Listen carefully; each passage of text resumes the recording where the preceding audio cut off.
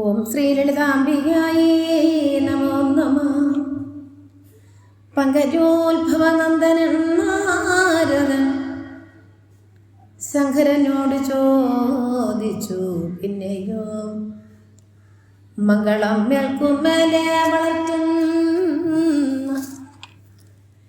ഗംഗാദേവി മഹാത്മ്യ ഉത്തമം നിന്തിരുവടി ചൊല്ലി ശ്രവിക്കയാൽ അന്തരമില്ല പാവനനായി ഞാൻ.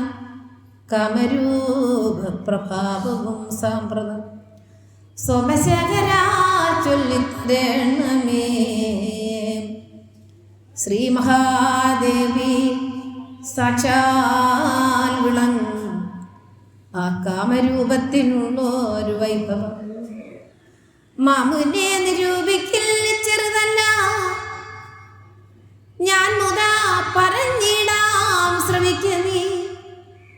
തത്ര ഭക്തിയാ ഭജിപ്പോർക്കുടൻ ഫലം പ്രത്യക്ഷത്തിൽ കൊടുക്കും മഹേശ്വരി.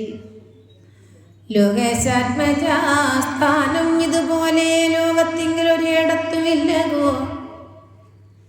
മനവാർച്ചിത പൂർണ്ണ മഹാമായ യോനിരൂപ പരമേശ്വരി ശിവ. മാലോകർക്കേറ്റവും ആനന്ദമേകുവാൻ ലീലയാ തത്ര സംസ്ഥിതി ചെയ്യുന്നു. തിരുവുള്ളിൽ കൃപയുളവാകീണം പരമേശ്വരിക്കെന്ന് നിരൂപിച്ചു. സരസാസനൻ താനും മുകുന്ദനും സാരശസ്ത്രാരിയാകിയ ദേവനും പണ്ടു ഘോരമായുള്ള തപം ചെയ്തുകൊണ്ടു അതികാമരൂപത്തിലല്ലയോ പണ്ടവിടെ പുരചര്യയെ ചെയ്തുകൊണ്ട് മാന്യൻ വസിഷ്ഠൻ മുനീശ്വരൻ. സിദ്ധമന്ത്രനായി രണ്ടാമനാ സൃഷ്ടികർത്താവെന്നതുപോലെ വിളങ്ങിന ഉത്തമന്മാരാ ഋഷികളും സിദ്ധന്മാരും സുരന്മാരും ഇങ്ങനെ സിദ്ധമന്ത്രന്മാരായി മഹാമന്ത്രം തത്ര ഭക്തിയാ ജപിക്കുക.